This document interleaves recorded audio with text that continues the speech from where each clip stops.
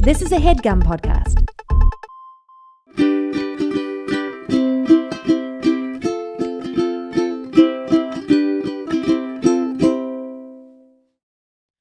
All right, friends, welcome back to another episode of Two Idiot Girls. Woo! How you doing? Good. Yeah. I guess. Just kidding. Don't be too negative on this. Okay? Well, I'm just going to wait till you talk and then I'm going to bully you. Yeah, okay. What else do you guys complain about? You know how many people we get when we randomly... You guys, we haven't complained in an episode, so we complained last week. Sorry, God. Here's a trigger warning now. And then someone said, all you guys do is complain. I go, we haven't complained since like the beginning of June. First of all, relax. And second of all, and then someone said, I feel like when you're yelling about people in here that it's like all of us get punished when not all of us are doing it. God. I saw someone say this on TikTok yesterday. Damned if I do, damned if I don't. Yeah, you know? I saw someone on TikTok say this. He said, and I'm not saying this to any of you. I'm repeating the TikTok. So if it does resonate with you, if the shoe fits, that's not my fault. He said, y'all want to be noticed so bad. Yeah. I'm posting we talk about the bean salad meme all the time. Yeah. I'm posting something, or I saw a girl make a video. She goes, this is my comments on videos I get, or I do. Oh, here's a really cool, wholesome video of me and my dad spending the day together. And then I get a comment that says, wish I had a dad who wanted to do that with me. Wish you had cleared it by me first because you know I don't have a dad. I don't know you. You're a random person who saw my video. Yeah. And as a lot of you have been on here for a minute, I think, because I can tell when it's someone who's being a hater from something from Drew or something that happened online. Or if it's someone who's like, and we can say it, a Bonrad fan or a Love Island supporter. I don't know. Whatever. Like yeah. people who don't follow us. Like yeah, this, everything. I can't stress this enough. And every time that we've had to like bring up shit that is bothering us, like because we're people, like humans, when we bring it up, the people that are saying shit that is bothering us, we can tell are not longtime fans. Yeah, or a fan at all. Yeah, like they're not a fan at all, but especially a longtime one, because the chat is never like that. Yeah. And the chat is actually so funny and so sweet. Pisses me off, if we're being real. Sure. Some of you guys are so unbelievably funny, like, and I love when we can key. And I even said this in last week's episode that I'm like, I don't want to feel like angsty about talking on this platform, especially. I don't like feeling that way at all. But I especially don't like feeling that way towards this platform because I feel like I can be my most self here. Yeah. Like I can feel like I can be myself the most here. And I'll be real, team. I can't wait till the Summer I Turn Pretty is over. I can't take one more goddamn second. It feels like Love Island all over again. I can't take, and this one I'm actually watching, so I can't even imagine. And you know what's annoying? If real chat, you know, I have been talking about this fucking show for years. Yeah, since like the first season came out. And I even posted because someone posted something really nice, in their story saying like, leave Drew the fuck alone. Yeah, and they said, Anyways, you guys should stream. Oh, My Life with the Walter Boys. Yeah, that came out. I want to say after season 2 of The Summer I Turned Pretty, and it's on Netflix. And I know I've seen it. I haven't watched it, but I won't be watching it. I reposted it and I said, should I switch shows? Is someone gonna tell me to kill myself if I pick the wrong brother? Let me know. Like, oh yeah, the Rolling Stone posted an article about the Summer I Turned Pretty fans and like the fan base itself being so vitriolic and so like aggressive and mean, to the point where like the actual accounts have had to like tweet disclaimers of bullying and like how racism isn't funny, joking about hitting women isn't funny. None of that shit is fucking funny.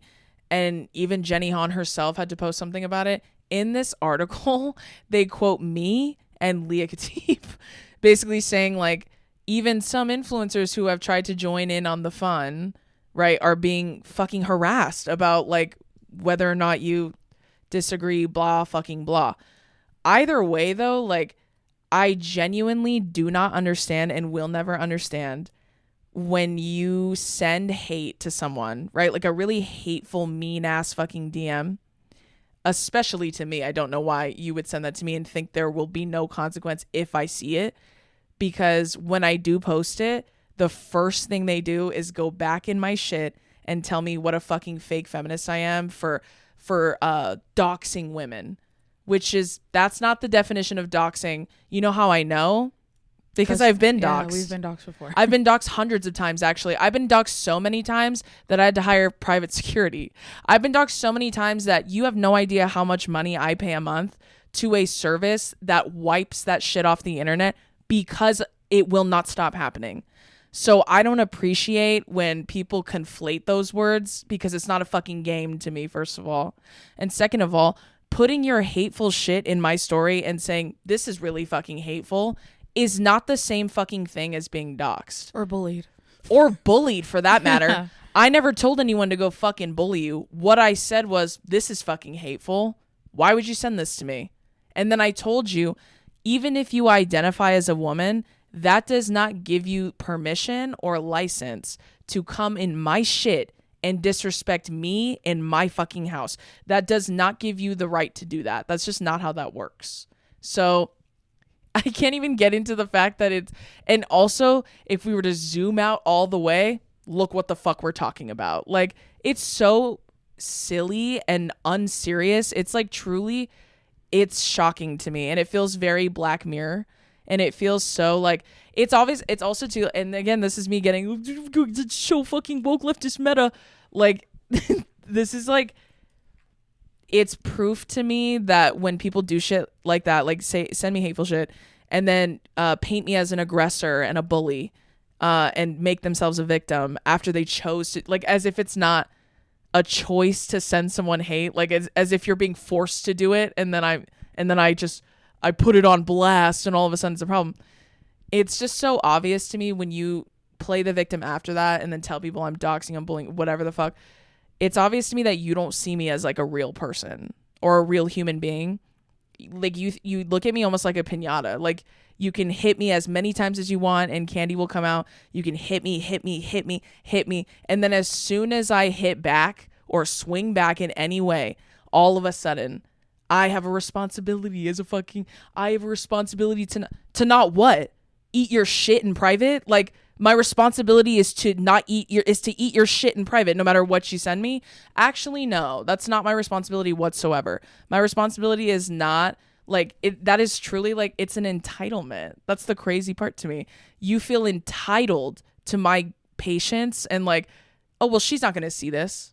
Like, you don't know how many women sent me hateful shit and then afterwards DM'd me. I didn't think you were ever going to see this. It's no different than the men that you. Yeah, it's exactly the same, actually. I think that's the part that's like makes me feel sad about it because I'm like, well, these are also for the most part women that don't follow you. Like, they're just coming from that girl's 90% of them, shit. yeah. 90% of them aren't. Like, they're bullying me on Twitter, team. On the Conrad side of Twitter, they're talking mad shit on me over there, calling me a fake feminist.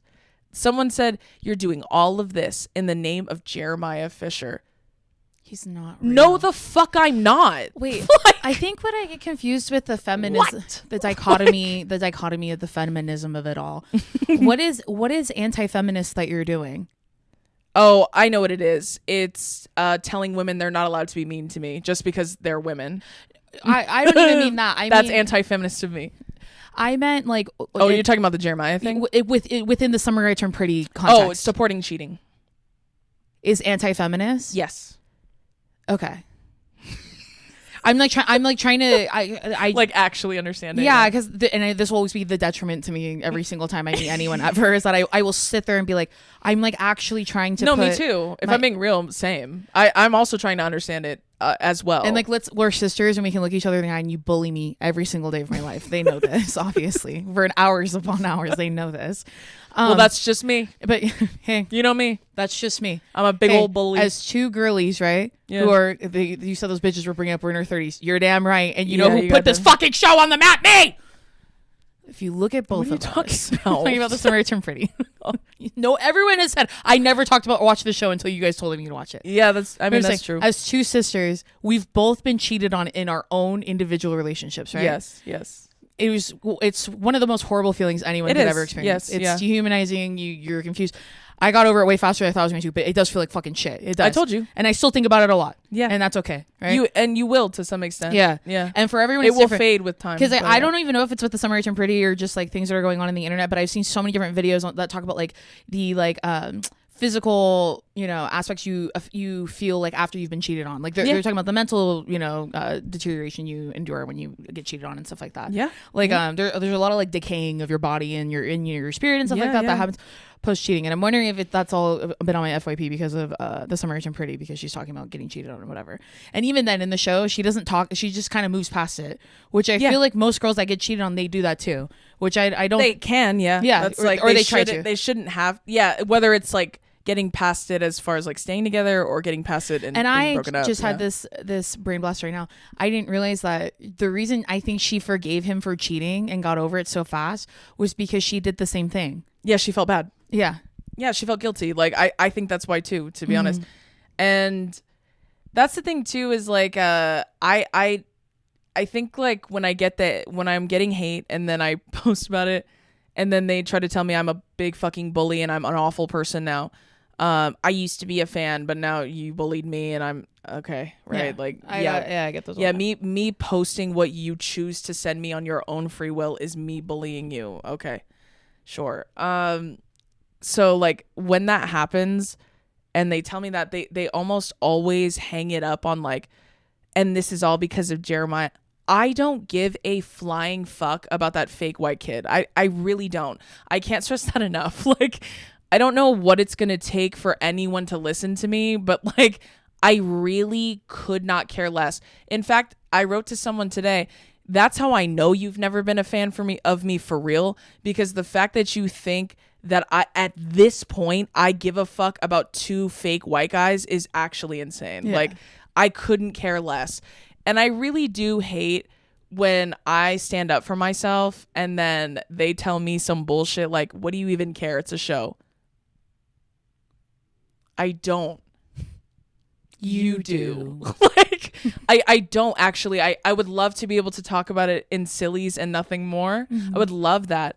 Unfortunately, a lot of white women do not give me the space to do that because they want to call me a bigot and an awful fucking person because they just love Conrad for whatever fucking reason. So like, you think he's hot? Why are you pretending it's any other reason?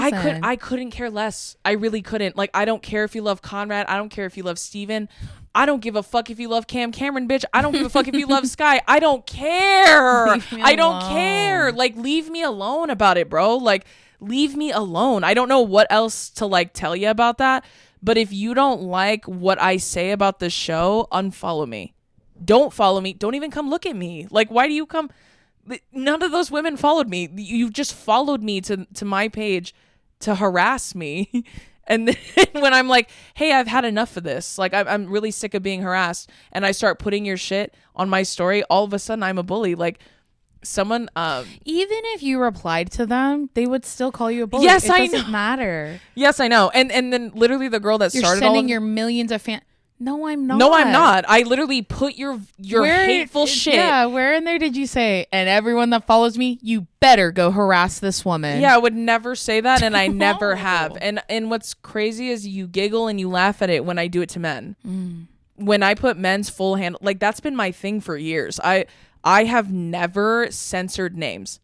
The only time I do is when I'm putting DMs in my story that are funny or silly, or like things I want to talk about.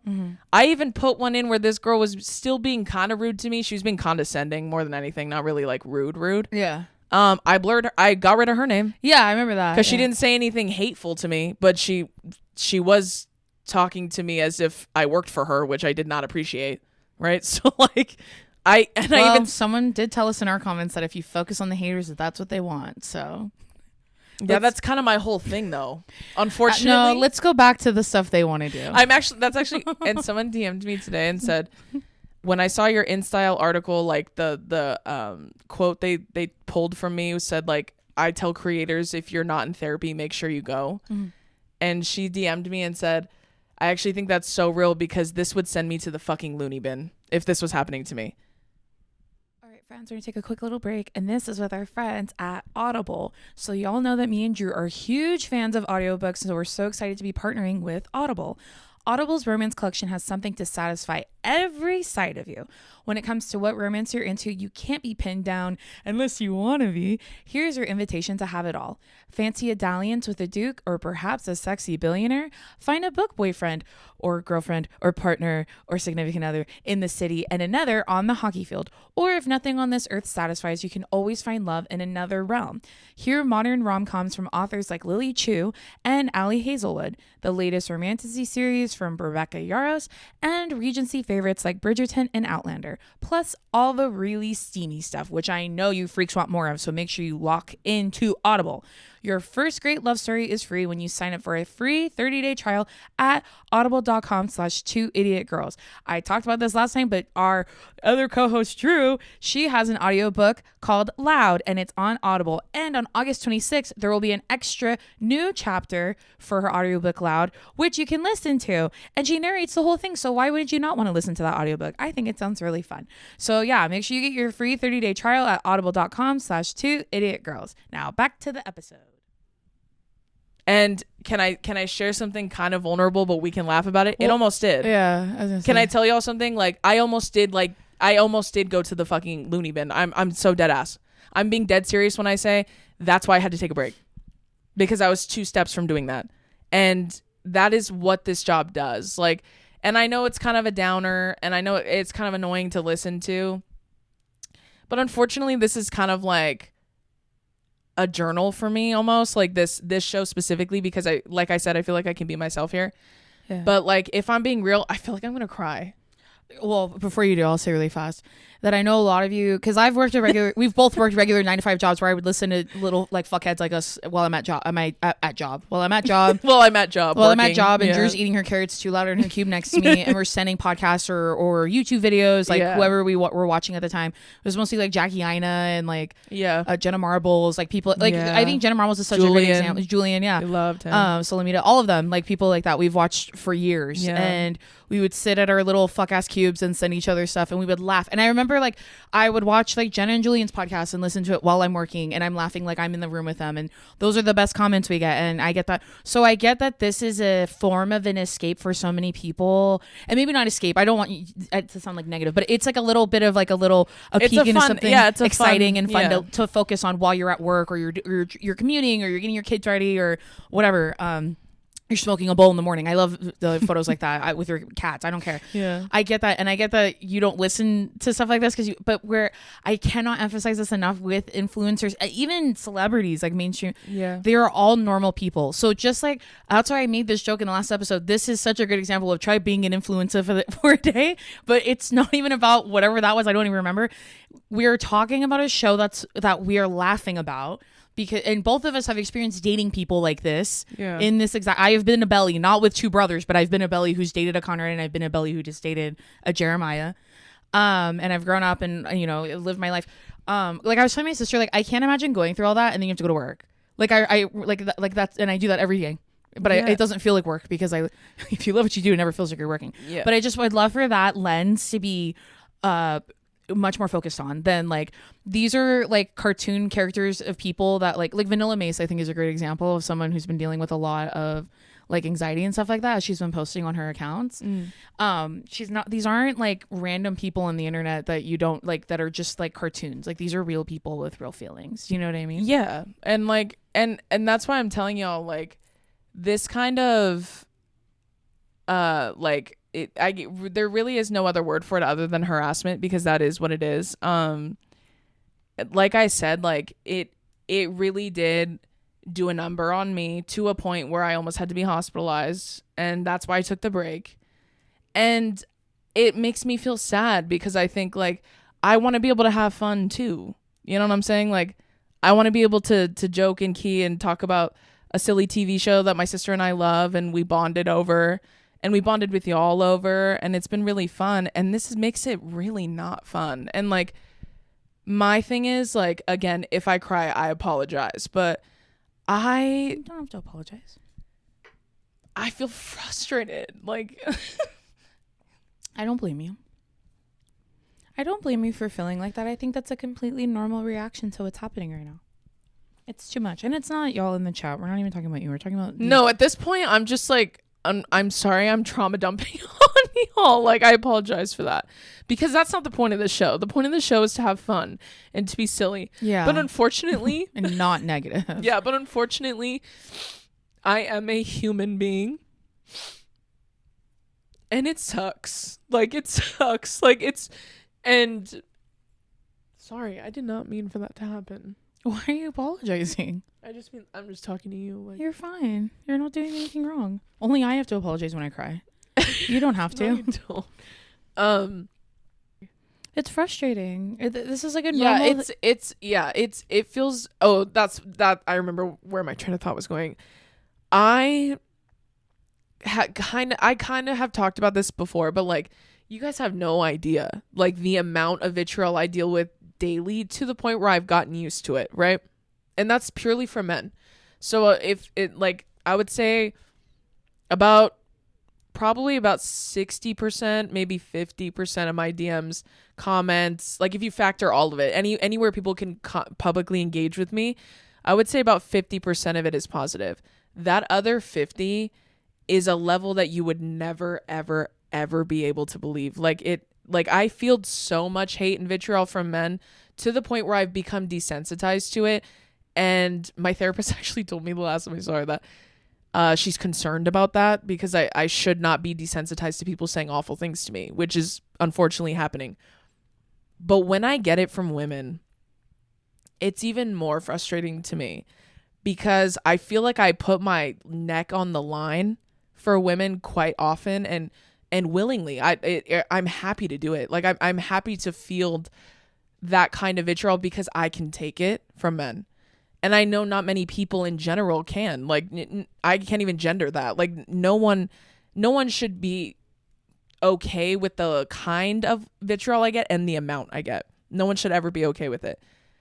So when I get it from women, to the point where they start twisting and warping everything I say just to attack me over and over and over again. Which is exactly what men do, yeah. Yeah, it feels like almost pointless, because it's almost like, well, then what am I doing this for? What's the point if, like, you guys aren't even going to see me as a human? Like, if you're not going to treat me as a person or have any respect for me whatsoever, I don't know, like, how I'm supposed to process that in a way that doesn't make me just really, really hate being a public person. And that's why I said last time, and I think it was the last episode, I said, I don't think, I would never wish that kind of hate and vitriol on anyone. Yeah. Even if I hate you, I wouldn't wish it on you, to be quite honest with you. Even if I don't like you, even if you were rude to me. Well, yeah. There's a couple of people I'd wish it on. There's a couple of, like, people in the White House I would wish it on for sure. But, like, they don't care. See, that's the difference, is they don't give a fuck, do they? Because they have no empathetic bone in their body whatsoever. But, like, I would never wish that kind of stuff on anyone, because it is hard, and it's terrible, and it feels like I'm in one of those coffins with all the nails, and then it's closing on me slowly. Sure. You're in there like Kill Bill trying to break your way out. Yeah, like, and I saw someone message me and said, really nice, like, so many of you have been so nice to me about, like, me being harassed about this stupid show. But someone messaged me and said, this made me feel sad for you, because I thought about the time you said I feel like I'm in a zoo. And I was like, that is what it's like to be on the internet. You are in the zoo.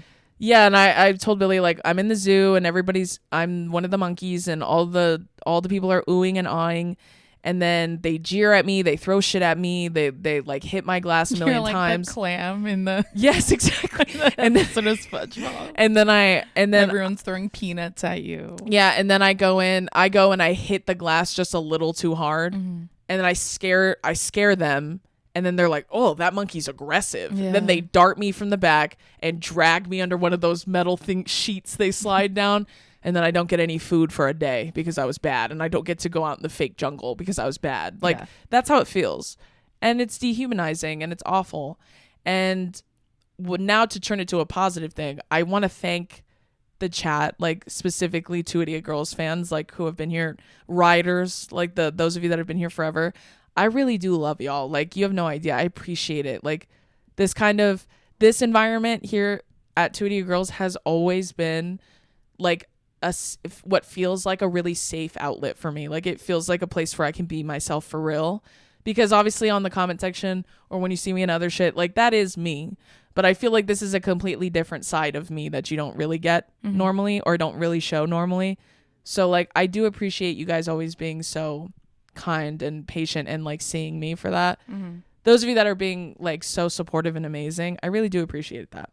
And I will say too that we'll never stop like posting or anything like that because of haters, I guess I would say. Like, because I know some comments on the last episode were kind of like, I really hope people don't ruin it for us. Like, which like I hope that's the case too.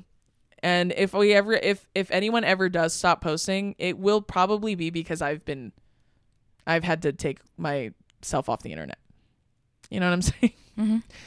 And we had dinner with a friend the other night that was telling us that they probably want to do the same thing. And you guys would die. Close. Yeah, and you guys would die if you knew who it was, because it's just that awful now. And I'm sure it's not exclusive to us. Like there are many, and I don't mean like just influencers. I mean like a lot of people who make content just for fun, like in general, are experiencing the same thing, and it's awful. And I think it's a sign of how awful the world is right now too. Like I think it's just like a sign of it. Like everything is so terrible and tumultuous around us. And like I think Billy had said this to me the other day. He said he thinks that's why people are hyper fixating on these shows and like burying so much of their worth inside of it to the point where they feel like personally offended and attacked when people just like are team Jeremiah versus team Conrad, whatever the fuck. Like he was saying like that's probably why, because the world is so terrible right now, which I do have empathy for. But I'm not going to let you just harass me and bully me and then make me out to be a fucking bully, I guess I would say. Like, that's just not how it's ever gone with me. So my advice to you would be, if you hate me or hate what I say about that show, block me. Don't message me. Don't follow me. You can unfollow me if you already do. I really don't give a fuck. Just like, don't talk to me about it anymore. No, otherwise she will bully and dox you. So can confirm. Yeah, apparently putting people's stories, things in my story and saying like, these people are unwell. Like, this is crazy that you sent me this. That's doxing now. Yes. And even that girl admitted to me in my own comments, because she will not leave my comments. She keeps harassing me. She even said like, well, that's doxing to me. That's not how that works. Like, you can't just change the definition. What does that mean? She's like, that's doxing to me. Because you could see where I went to school. She's like, I had a public Instagram. Yes, so do I. Hence the reason you're allowed to send me fucking bullshit through DMs. We cannot use where it's the dichotomy again of it all. Like, like literally doxing is a form of abuse. You can't just change what abuse means to you. I know. That's why I felt very offended when she was telling me that. Our whole family has been doxed. Yeah, no shit. They doxed where my brother went to school. Yeah. Like public fucking high school, by the way. Out of my face. They doxed where my fiance worked. They doxed where my dad worked. Yeah. They doxed where my mom worked. They doxed the 2 out of the 3 homes I've lived in. They doxed. Yeah. They tried to dox my fiance's family.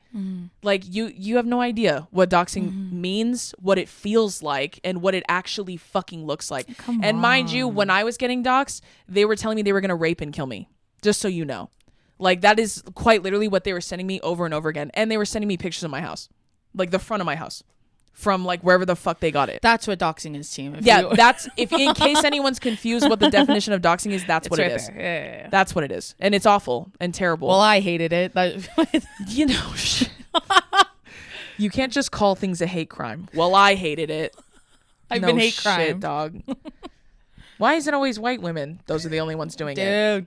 Well, I just don't think you should say that. Dude, at least once a week we get a comment from someone who's not a fan, and they go, these girls are racist. All they talk about is how mean white women are. Okay. Yeah, that makes me racist. Okay. Yeah, that makes me racist. White women are harassing me, and that makes me racist. Racism is a structure put in place to like to uplift white people. One time I told someone, I was like, I think it's because when people say that shit, like this reverse racism thing. Yeah. When they say that, I was like, they say that because they think that racism is slurs.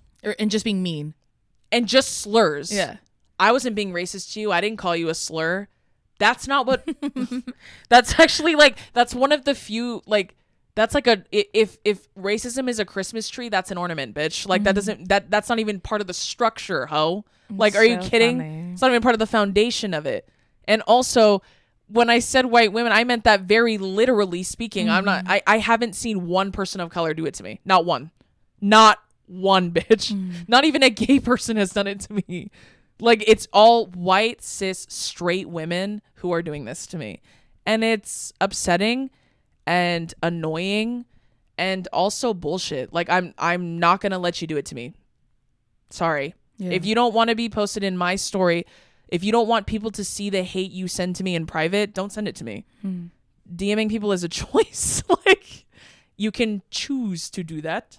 So choose wisely, I guess, is my end sentence to that. I was saying, I'm going to choose to move on from this, and let's talk about The Summer I Turned Pretty.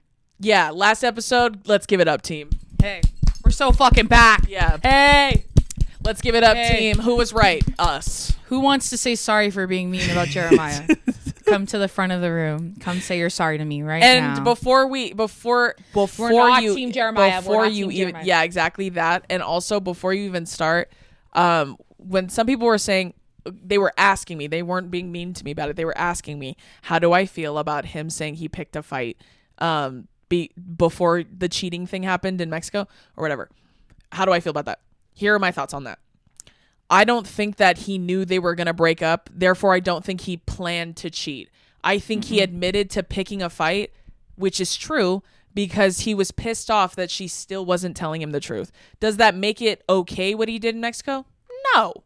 I'm telling you, I don't think that was the plan. I think that's what happened, but I don't think that's the plan. That was initially the plan.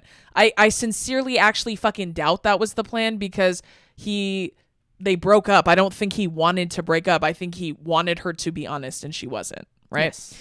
That being said, Conrad getting jumped.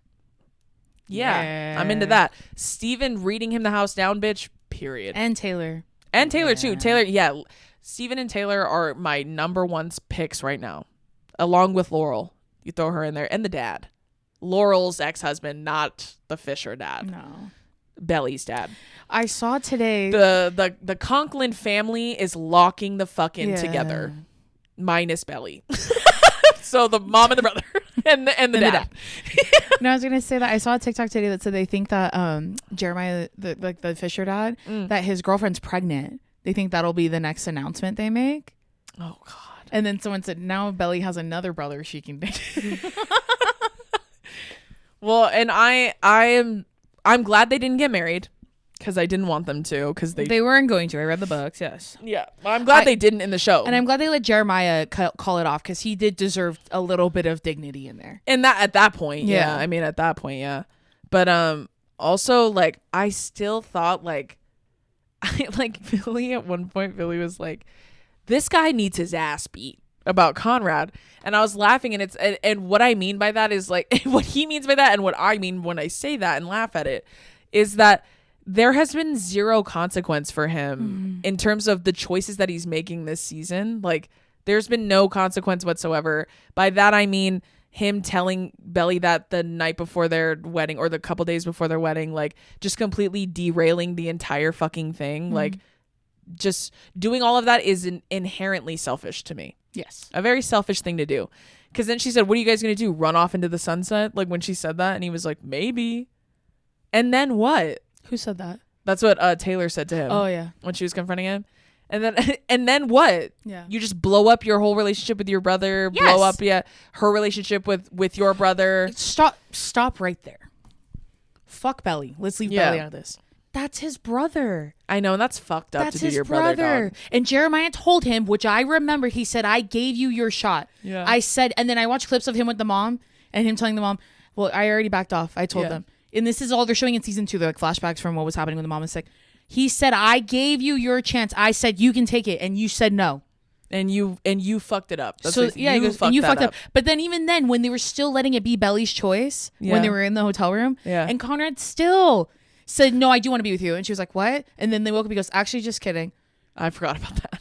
And then she was like, okay. And then he went and cried with Exile playing in the background. Get the fuck out of my face. So that's what I'm saying. They are brothers. Think of that first. I think of like, I would never ever in my life ever do that to you. That's why I said like the cheating thing, like when he found out about the cheating in the last episode or whatever, the first person you go to is your brother. Like obviously he's blacked out, so you can't. Yeah, so you're like, so keep it to your fucking self and go talk to him later. Like the fact that she's the one who told Jeremiah is fucked up, man. That sucks. Like, and she was like, I mean, I'm glad that they all had it out. Like, I'm glad he confronted Conrad. I'm glad that he confronted Belly. Like, they confronted each other in that regard. Like, and I love Belly. Unfortunately, though, she needed to get her rights read to her. That is what needed to happen. Because I told y'all, emotional cheating. Did I or did I not? Right? So, I thought it was a great episode. I'm glad they didn't get married.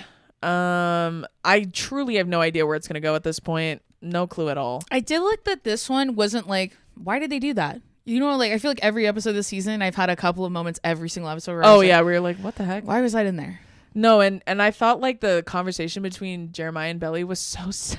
It was like the last episode, for example. It was fucking sad. Where I was like, why do I need to watch the parents make out at a bar? Go back to the kids. What are we doing? What are we doing? What does that have to do with this? Also, Taylor and Steven, like when Steven stood up for Taylor when Belly was kind of lashing out at her friend. She does a lot to Taylor. And that's not fair. That's not nice. And she got her rights read again by her brother. I mean, clock it. You know what I'm saying? But yeah, I thought that conversation between the two of them was so sad. And he was saying like, I don't know how to not love you even now. Sad. And he was like, you can't even admit it to me now. Like and he said like, you guys think I'm fucking stupid. You think I can't tell. I thought you had moved. I was hoping you had moved on. Everything I had guessed, which like, I'm glad they didn't get married. And I'm glad she took her ass to Paris. Yes. Need her to do more of that. Go to fucking Paris. Find yourself. You know what I mean? I can't believe there's 3 more episodes though. I have no idea what's going to happen next. No clue whatsoever. Well, I know next episode she gets a fucking letter from that guy. Is that in that episode though, or is that in? No, I think this is all in that one. I don't know that it would have said like 3 episodes left, and it would have had clips for like the next. Oh, so it was just for the next one. I think it's just for the next one. Yeah. Dang. So it'll probably be a little bit of a time jump, a little bit. Yeah, because I think she was only supposed to be in Paris for like a semester, right? Which is what, of 3 months. 3 months or so. Yeah, I think so. And I thought in that little trailer that it looked like she met somebody else, like a new guy. Mm-hmm. Interesting. I hope not. She needs to be celibate and alone for a minute. or like, yeah, like sure, like flirty this, flirty that. Like, find yourself, girl. Yeah. And I saw clips of her and Taylor dancing in Paris, so I'm hoping they were in Paris. Yeah, I'm hoping they go to Paris together. But yeah, when I saw that letter, I said, "Dear Belly, leave me alone." Dear basketball. That's dear basketball. That's what I felt when I watched. The moment I rolled up my dad's tube socks. The moment I kissed your brother and he touched my boob, I knew, dog, I was in love with you. Yeah, like I'll be honest though, I can't wait till it's over. Go ahead. I was gonna say, you sent me this compilation of this girl that was showing all these times that Conrad was not only invalidating her, but like low key gaslighting her, bro. Like I never said that to you. Like when she was like, "Oh, I broke up with Cam Cameron," and then he goes, "Okay," and she goes, "Well, because we almost kissed last night." He goes, "No, we didn't," and she's like, "What?" He goes, "Okay, we did. Now what?" And she's like, "What do you mean now what?" Get out my face, bro. Get out of here, bro. When he went in every time he came on the screen in this last episode, it was like, oh my god, bro. That's what I kept get your ass on, man. That's what I felt like. Also been saying my god, bro. Oh my god, dude. That him finally giving the mom's ring, like he wasn't gonna give that to him the whole time. Or maybe it was a surprise for the wedding. He did it to make himself look good. That hoe. When Steven went to go comfort Jeremiah, though, I said, brotherhood. Mm-hmm. That's nice. When Steven told him, that's my best friend. I haven't seen you in fucking years. Yeah. Oh! That's why I said he's been a bad friend and a bad brother. He's like, all you do is brood in California. That's what he told me. All over the course of 4 fucking years, dog. 4 years. You don't come home for holidays. You don't come home for special occasions. Yeah. Like, you don't come home for shit. You ignore everyone. And then when she said, we dated for a couple months when I was in high school, I thought they were together for like a year. Who's to say? And she's like, and you expect me to believe you still love me 4 years later? He said, yeah. Oh my God, bro. This dude is yeah, like when she was like panicking and pacing in the room in her robe, like, you know, before the wedding, and then someone knocked and she said, come in, and she thought it was Jeremiah and it was him. I was like, oh my God, bro. Wait, I'm gonna look up that audio. Get your ass on. I can't. Every time he came up, I was like, oh my God. Who invited him? That's the one, right? No, it's like, oh, maybe. That's the one that I was thinking. No, wait, I can find it.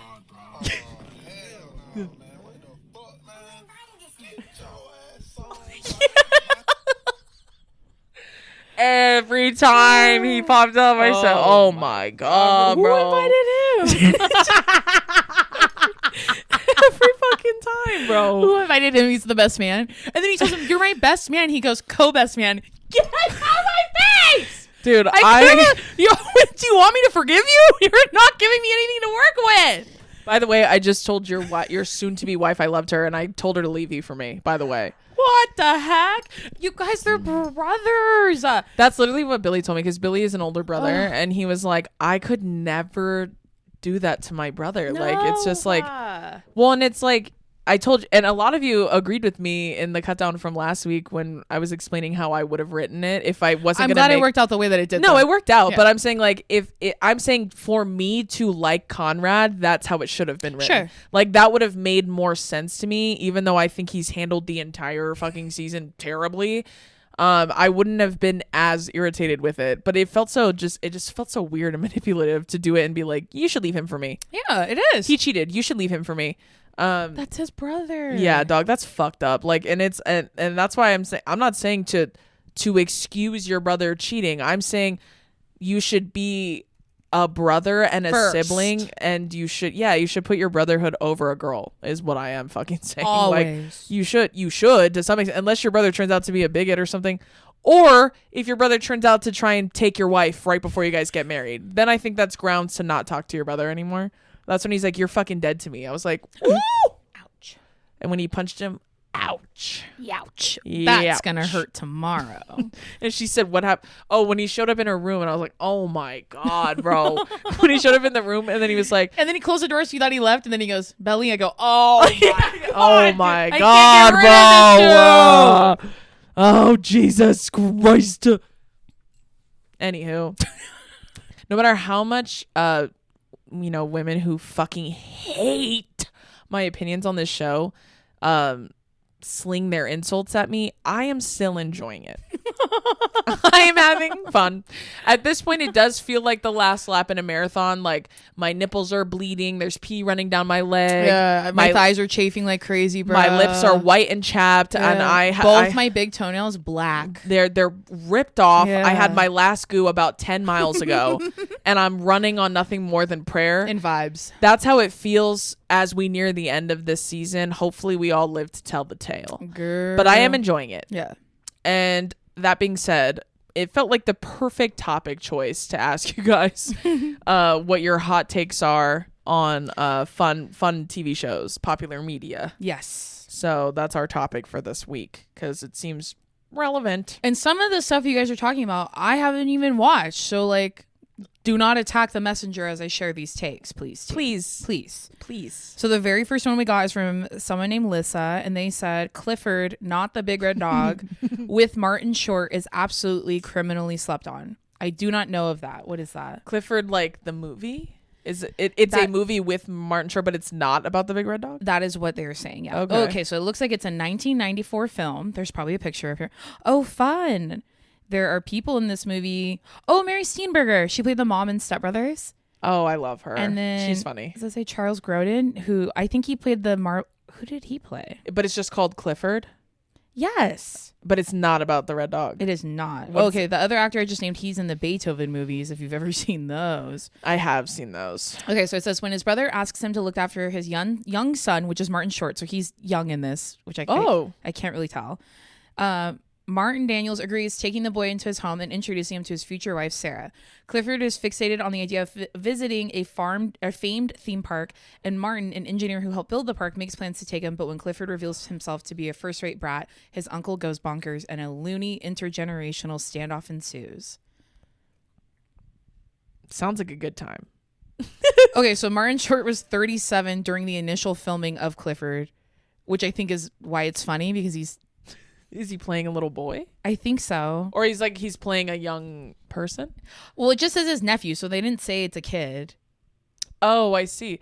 Interesting. I've literally never heard of that movie. Okay. This is kind of like one of those movies where it's like, that's like, if that's like you and your family's favorite kind of movie or something. Yes, you guys will get it. Yeah, I get that. Yeah, we have a lot of movies like that. Like Yes. Uncle Buck's one of them, but like Don't Tell Mom the Babysitter's Dead. Yeah. That's another one. The Wedding Singer, that's another one. That we think people haven't seen? Yeah, not many people have seen The Wedding Singer. Not as many as I thought. No, I agree. Yeah. And Don't Tell Mom the Babysitter's Dead is another one. Have you guys ever watched Money Pit with Tom Hanks? That movie's really funny too. It's an old movie. Oh, like that. yeah. I'm trying to think. I thought of another. What's the one with Chris Rock and... Is it 6 Feet Under? No, No, wait. No, but you're right. It's something like that. Something Heaven. It's with Chris Rock and he dies. He's like he wants to be a successful comedian at the Apollo. Isn't Jennifer Coolidge in it too? Yes. I think she plays Down to Earth. That's what it is. Down to Earth. That's like another example. That movie we thought was so fucking funny when we first saw it, and I rewatched it in college. And guess how many tomatoes it has? How many? 18%. Because I'm sure Eugene Levy's in it. I remember that. There's a bunch of Regina King, Regina Wanda King, Sykes, yeah. It's genuinely, it is one of those kinds of movies where you're like, man, this movie used to crack me up. And then you watch it and you're like, certain things you're like, But Don't Tell Mom the Babysitter's Dead is genuinely hilarious. Sure. Wedding Singer, Uncle Buck, all of those. Breakfast Club, 16 Candles, all of those I feel like are pretty rite of passage. Yeah. There's a joke that Dason always pulls from the Breakfast Club. There's a few, but yeah. There's quite a few, but like, which by the way, when Bonrad fans are harassing me and then telling me you want another I'm harassing them, it's like, you want another one? Yeah. Okay, detention's till the end of the year. How's that? Good. Like just over. That is them in to not me. another teen movie. That's one of the funniest parts. It goes on for so long. No, I'm trying to get a scholarship. Yeah, that's the one. He's Yeah. like scholarship. Yeah, and he's bouncing the basketball, all annoying. And he has one shoe on. If I have a basketball in hand, that's what I'm doing. I'm pretending to be Bender from the Breakfast Club. Or anything that like could get it paid for or something. Just like, and what if I did this for a scholarship? I'm talking about a brand deal. Dude, so funny. Okay, this next one's from Lexi. She said, Interstellar is not that good and it's not that sad. Why should I feel bad for a man for having to face the consequences of his own decisions?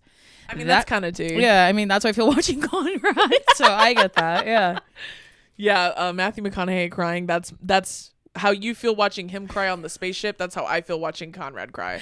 I haven't watched. I think I've only watched it once. Oh, I forgot to say this too, but someone literally called me a fucking fat ass because of the Summer I Turned Pretty joke.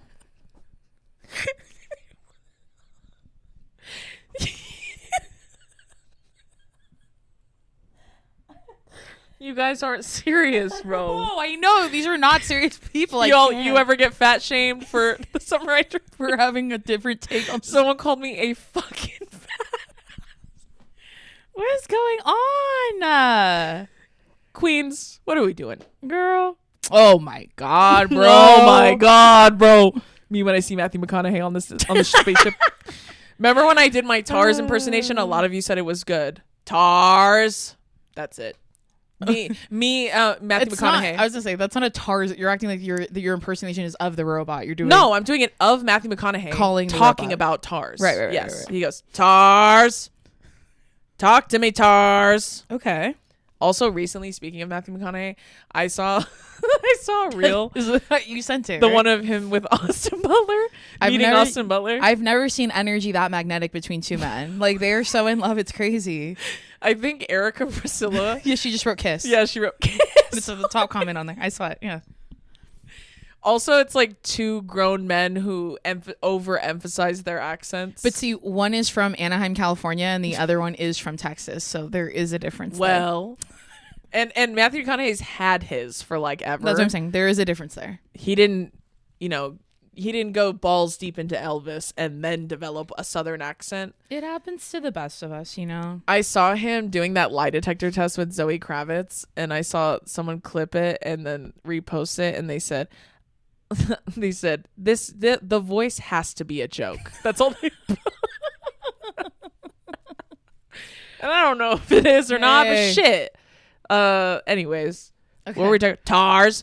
Yeah, Interstellar, honestly, like, I had to watch it for a film thing. Did you too? For a film class I watched in it for college. fun at my parents' house. Oh, I had to watch it for a film class, and it's way too fucking long, in my opinion. Sure. I think it looks beautiful. I think the story's cool. I was gonna say, one of the best parts of Interstellar is the score. The music in that film is beautiful. That's very true. And remember when I told y'all last time I watched Interstellar, I thought I came up with The Martian. So that's kind of like my whole thoughts on Sure. Interstellar. But I'm happy if you like it. Yeah. Yeah. Space doesn't really do that for me, if I'm being real. Like, I'm not like, I have to watch that. They're in space. I like looking at stuff from space. Yeah, me too. But I don't want to go there. And No, I don't want to never. watch people go there. I don't ever want to go there. No way. That's And it's a not- picture of Katy Perry with the daisy. I don't need to watch that. Unless it's that. But if it's that and Dark Horse is playing in the background while I'm in the Well, library, then maybe. Yeah, that's fake feminism, just so everyone's clear. Just so we're all on the same page. That's fake feminism. But thanks, They guys. didn't go to space. I'm sorry. They didn't. I'll be that guy. They didn't. For You did 20 not. seconds. You I did not mean, go to space. I mean, I've been on a plane It's pretty just high up really in the air. Come on. Let's be serious for 5 more seconds. Okay. This next one is from Catalina. She said, every man that has been on Love is Blind has no intention to actually be married. And I could say the same for every dating reality show that's ever existed ever. Yeah, I mean, yeah, I wouldn't. I think the only exception to that rule would be, I think his name's Cameron from the first season of Yeah. Love is Blind. I think that's the only exception to that Him and, rule. is it Lauren? Yeah, Yeah. yeah. Beautiful couple. I think that's the only exception to that rule, but I would be honestly convinced to agree with you on that, to be honest, because I think at this point, especially now with the internet intersecting with reality TV as much as it does, I would argue that most people go on those to be famous. Unless they join ones like Love is Blind, I think it no, I think you still want to be famous, but no, like they all do, yeah. you still want to be famous. I think that one's just a lot more serious. It has more of a serious commitment Because they have to get it. married. It's not like they just date and like fuck around. Yeah, there's something tangible at the end that you have There's a lot to more on do. the line. Yeah, Yeah. exactly. So I think I would say that they'd still want to be famous, but also like they might be a little bit more serious about finding someone because there is a task to complete at the end. You know what I'm saying? But yeah, I would say most of them, you're probably right, to be honest. Like, men don't, yeah, they're not looking for companionship, believe it or not. Yeah, I agree.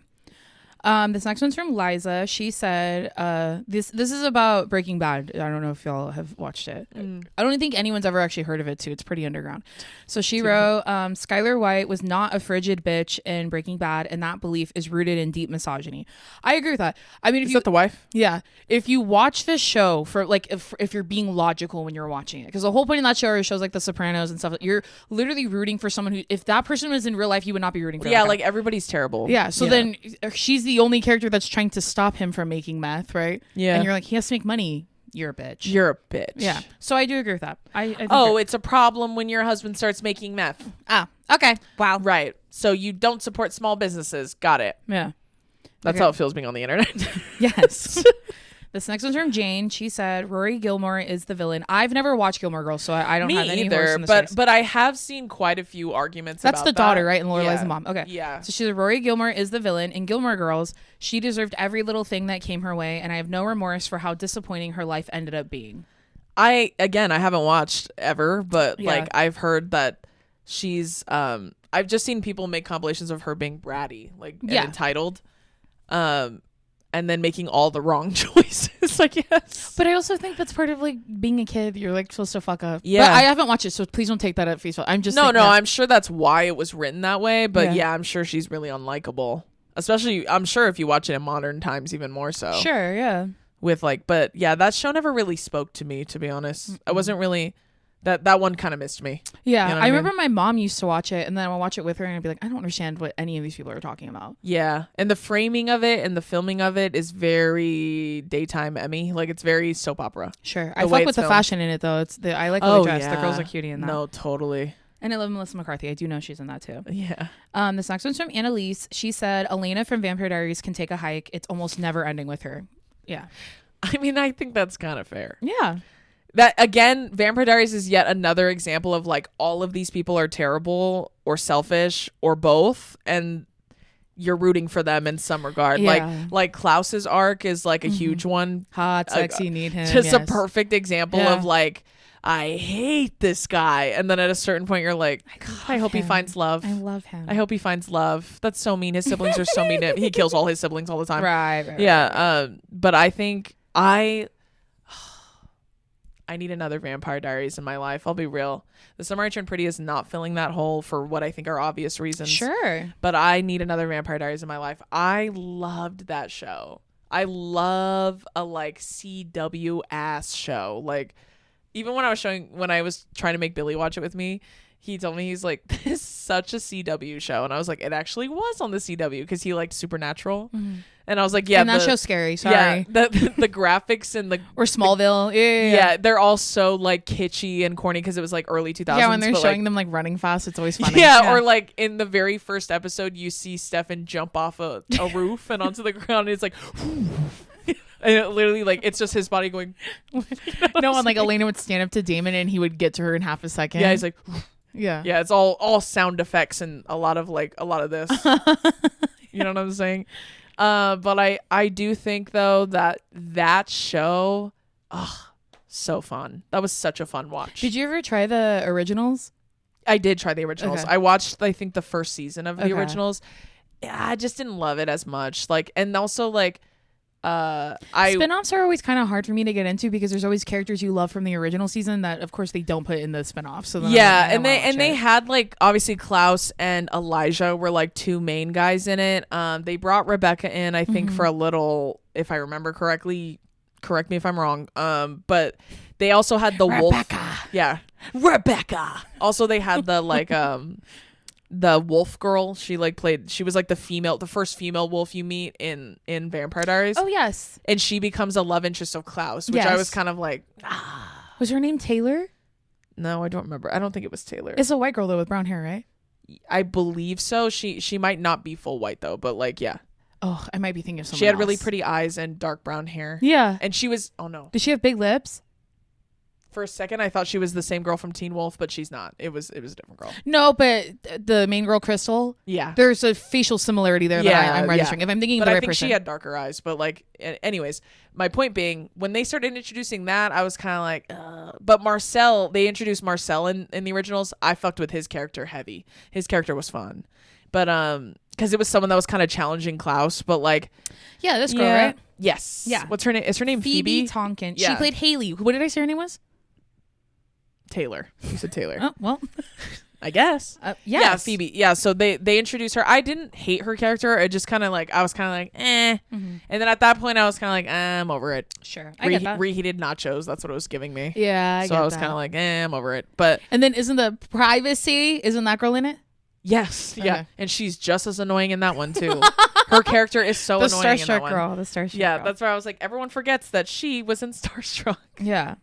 Okay, this next one's from, I think it's 80. Sorry if I mispronounced her name. And she said, Transformers 1 through 5 are some of the best movies of all time for CGI, especially for its time.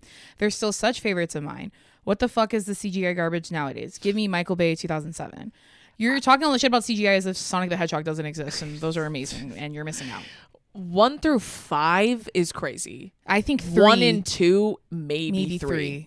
4 and 5 though, the ones with Mark Wahlberg, come on. Oh, it's not the original guys in the other two? No, they like replaced it. Like, watch, look it up. I Mark Wahlberg, I think, is in the 4th or 5th one. And you guys, I know I said And we went to the movies to see that one. I know I said I didn't like spin-offs, but I did enjoy Bumblebee, so that is different. Transformer movies. How many are there?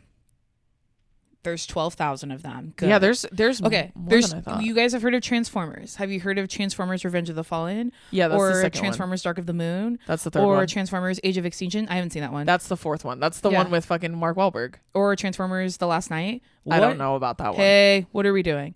Yeah, Yeah, the same. 4th one. Yeah, the 4th. Yeah, no. That's when they introduced the animals, and I was like, what? What's going on? Yeah, the 3rd one is the last one with the. Oh, but Megan Fox isn't in this one. Yeah, Okay. but Jason Statham's wife is in this one. yeah, Rosie Huntington Whitley. But Yeah, I would say 1 and 2, maybe 3. but I don't know about 4 and 5. No. I will say though, I do feel like just like a piece of shit, dude, when I watch those sometimes, because I'm like, whoa. Sure. But they are like, and this is our cross to bear, they're very loud movies. So like Jason and I get overwhelmed Talk about it. listening to really loud movies. Like That one is loud, but maybe it's because I was younger and I had a bigger tolerance. And now as an adult, I cannot. Like I told you guys, I think I said this. The new Jurassic World movie that came out is the loudest movie that has ever existed ever. Do not go see it in theaters. Watch it at home. It is just I don't so think it's loud. in theaters anymore, so I think you're good. Just consider yourselves lucky because I saw it in theaters and it was the loudest movie I'd ever seen. Yeah, I that's how I felt about the Transformers movies. Like they're so fucking loud. But you're right about the CGI nowadays not being good at all. My fear is because they're using AI. That's my fear with it. Probably. And that's why it's so fucking bad. But like, it's because AI is fucking awful. But I just like, I agree with you that I don't think it has been quite the same since like early 2000s, since the introduction of AI, I would say. But I will say the new Superman CGI was pretty good. Okay. I thought it was fun. It was fun and campy and like cool. The CGI in Jurassic World was fine. Oh yeah, that one was good. I feel like the dinosaur movies, they always nail it. Yeah, I thought it was fine. Yeah, that's why I think like with other superhero movies, when it's bad, you're kind of like, what? You have all the money in the world now. How could you possibly be doing a bad job with Why this? does he look like that? Yeah, why does it look like that? I don't know. I watched a movie. What movie did we watch recently? Even the CGI in like Venom, I think, is good. I agree. The Spider-Man, same thing. Like it's almost like just the recent ones. That's why I said Superman was the best superhero movie I've seen in a while. But I haven't watched Thunderbolts yet. So I liked that and one. I heard that one was good. Yeah. But I agree with you. But you lost me a little bit on the last 2 Transformers. Sure. I haven't seen the very last one either, but the 4th one I have. There's one that came out last year or the year before. It's called like Age of Beasts. Oh, Rise of the Beasts. Rise of the Beasts. Okay, this next one's from Kat. She said, not about a specific movie, but the trope of an ex-spy / retired vet having to come out of retirement to protect their family after an old enemy threatens them is so tired. Please, no more. And then she wrote in parentheses, I'm looking at you, Mark Wahlberg. That's like every movie he's ever done ever. Yeah, unless we're talking Taken. Or The Equalizer. Yeah, I was just about to say. Or John Wick. Yeah. That's it. Those ones, I'm into it. Mm-hmm. The Equalizer especially. The Equalizer blew my fucking mind when I watched it. I'm the trying to first remember time. that Russell Crowe movie where he breaks his wife out of prison. Wife prison. That's what I'm typing in. I don't know. That movie is so scary and it's so good. The Next 3 Days. Oh, dude, that's a good one. That one's really scary. Or the one with Chris Hemsworth called Extraction. That one's nuts. Like that one's crazy. When you were telling me about that, whenever we talked about it on here, I thought it was a movie about rock climbing. Remember I told you that? Yeah. And I was like, where did I get that from? No, it's. I mean, I don't know if he's a war criminal in it, but like he is a former army someone or other, and Aren't they always? and they hire him to help rescue someone. Sure. Extraction. That's what it's called. So that's what I'm saying. If it's not Taken, The Equalizer, or John Wick, yeah, I'm not interested. Then I'm with you on that. Yeah. But I will say, I will amend that and say the first Taken. Yes. None of the other ones. No. How many are there? There's 3, I think. I know there's for sure 2. Yeah, I thought there was 3. I believe you. But there's definitely more than 1. So I would just say just the first Taken. transparently, the first time we ever watched Taken, my dad got a bootleg version of it on DVD. Yes. And we watched it in the DVD player. That's how fucking old that movie is. And was at the time that we got it. And I remember when we watched it, the part where he was like, that's what happens when you step behind the desk. You forget how the weight of a gun that's loaded and one that isn't. Cocks back the gun, shoots the wife in the arm. When he did that shit, my family and I were like, oh! And we were laughing. And then he goes, oh, shut up. It's just a flesh wound. She'll live. Yeah. He's like, but you'll be less with the bullet I put between your eyes. Dog, I said, oh, you better find yourself safe something to do. You better find yourself safe. Find yourself something safe to do. That's what it is. Right. That was crazy. That blew my fucking mind. Okay, we have 3 in a row that are pretty big. Like, people are going to have opinions on this. Okay. So this first one's anonymous. And she said, and I could say your name and I'm not going to because you said no. And I'm going to be a good noodle. Just kidding. So she said, she's doing this anonymously. She said, Friends, the show, is boring and unfunny. Sorry. I think that's fair to feel that way. I personally have seen some pretty fucking funny jokes on that show. Some bangers. And ones that were not offensive, mind you. Like bangers, yeah. they do have some funny ass jokes on the show. That, for example, when Ross gets that really bad tan and then he walks in the house because he was copying, like Monica said she got a tan at a place, and so he went to the spray tan place, and then he gets sprayed too dark, whatever, and he walks in embarrassed, and then he's like, what happened to you? And then he goes, I went to the tanning place your wife suggested. And then Chandler goes, was that place the sun? I giggled. I laughed. That's funny. Another one, there's like quite a few bangers in that. Like there is, I think I've said it on the show before. There's a Thanksgiving episode with Christina Applegate. You have done this one, yeah. That is one of the funniest episodes of that entire fucking show. Like Christina Applegate is unbelievable in that show. So is Reese Witherspoon, honestly, because they both play her sisters. That one is so funny, and like she makes that joke I've told before about the baby when she's like, you're not even connected to the baby, and she goes, connected to what? It's a lump. Yeah. Funny. There are some funny ass jokes throughout that show, but I understand the disdain towards it. Yeah, there's a lot of unlikable people on that show too. So there's that, there's a lot of, speaking of unlikable fucking characters, you know what I'm saying? Like, God, how did they do it back then? No internet. That's how. I know. Nobody had to listen to each other's opinions. I was just saying no TikTok. Yeah. Okay. This next one's from Katie. She said, Allie, have you ever seen The Notebook? Yes. I've only seen it once. Yeah, of course I've seen The Notebook. Okay, so she said Allie from The Notebook is abusive and they shouldn't have been endgame. Noah was just obsessed with her, and it's not a love story that anyone should follow. Oh, you know what I'm gonna do now is tell people they're anti-feminist because they support cheating, because she cheats in that fucking movie on James Marsden of all people. That's who plays her new husband, who's not mean to her, really respectful of her, loves her. Everything, he's just not him. Well, and have we talked about this too? Back to the Summer I Turned Pretty. I can't remember if you told me this on the phone or if we talked about it on here. But Steven and Taylor were cheating on their partners together. Yeah, at the beginning, and Belly knew the whole time. Yes, and was like, well, like when Billy said when they had the rehearsal scene and they were like practicing walking down the aisle and stuff. Billy goes, when she was walking, like when Belly was walking down the aisle, Billy was saying, this is the most toxic environment I've ever seen. Like, she's been with both brothers. Her best friend cheats with her brother. The dad cheated on the wife with the lady he's standing next to. And then her parents are divorced, but maybe getting back together. Like, I was like, yeah, I mean, birds of a feather, right? The whole fucking family. On, yeah. But yeah, The Notebook, listen, I mean, do I find The Notebook good and wholesome in some regard? Yeah, of course. It's like nice, sure, right? Nicholas Sparks, sure. It's just never really spoken to me the way it speaks to other people. No. Probably because it's white people, so I can't really like relate, but like, I mean, to the love story and the part of it, but like the old people part is very sweet. I enjoy that. I do think that she was being toxic. I do agree with that. I will say though that she did not know that he was writing to her. Her mom interfered. So her mom did that shit. So that kind of was on her mom. But obviously she didn't have to cheat, so there's that too. Yeah. She could have easily been like, actually, I don't love you. I love Mhm. this guy. I thought he was dead.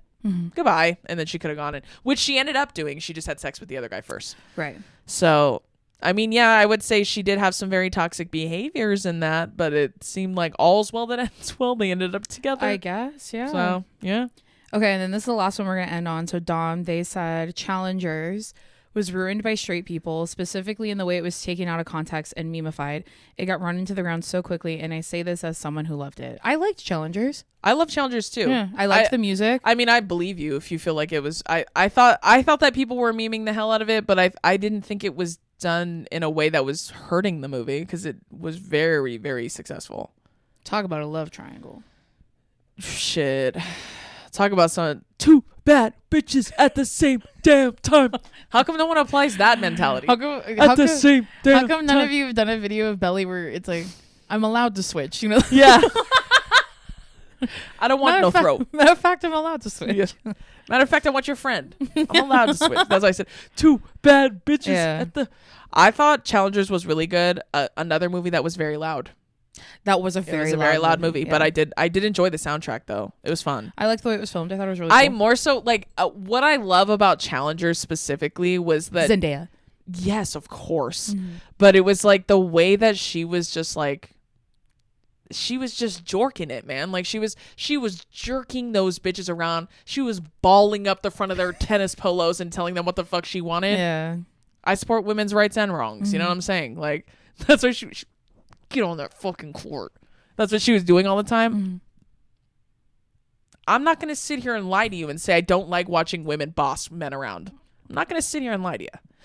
But I thought that I did think though the like arc of her kind of being like breadcrumbed by the other guy, like I don't know, I didn't really love that, but I think it made it more interesting. I just thought it was like, get out of here. Oh my god, bro. That's her every time the other guy came in. Her not husband every time he came in. Oh my god, bro. I also think that both of those men, if they both had brown hair, I would think they're the same person. You and me both, queen. Yeah. Like those are white boys I could mix up. Listen, you don't have to tell me twice. Like which one is Mike faced? The blonde? I genuinely don't know. I'm gonna be honest, That's the only name I know. What's the other one? I feel bad. The only reason I only know the dark haired one because he was in The Crown. He played Princess Diana, Prince Charles. That's who he played. What's the quote that they always? He's like Camilla's who I want. Yeah, that one. Yeah, that's the only reason I can tell the difference between Mike them. faced is the blonder one. The other one is Josh O'Connor. Oh, that's right. I had no idea. And also, Mike Face was in West Side Story. Yeah, yeah. Got a rocket in your pocket. Sharks.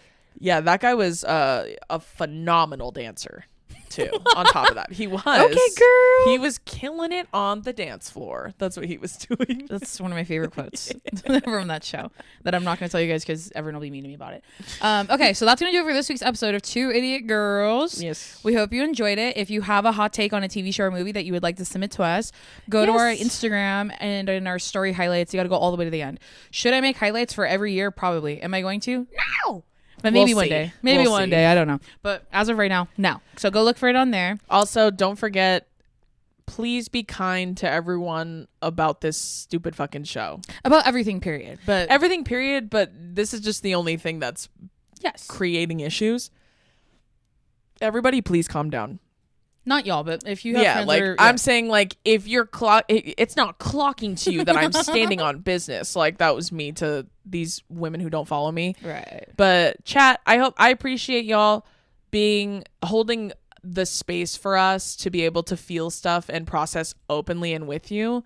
That's just how comfortable we feel doing it here. So I appreciate y'all always like being so open and listening and seeing us. Like it really does mean a lot to us, and especially for me having done this for so long, like I really, really do appreciate it. And it is one of the things that makes me want to keep going, like, and makes me not want to leave the internet. So I appreciate y'all for entertaining and humoring us these last few weeks, especially. And we are going to make it to the end of this show. Don't you worry. And maybe we have been considering the idea to live watch the finale. but we don't know yet how we're going to do it for the And Patreon. if we do, it will only be on Patreon. But we'll keep you posted if we decide to do something like that. We got to figure out logistics and stuff like that. But anyways, make sure you buy Drew's paperback book. It's officially available literally everywhere. It has an extra chapter in there. Yes. And the audiobook, she narrated the whole thing, and she narrated the new chapter in there too. So go get that. Yes. And then sign up for our Patreon where we have bonus episodes, exclusive content on there, fun, cutie little things. And maybe we'll have a live watch party of the season finale of The Summer I Turned Pretty. I don't know yet. We have to talk about it. Yeah. But we're having ideas. But other than that, we love you and we'll see you next week. Goodbye. Bye.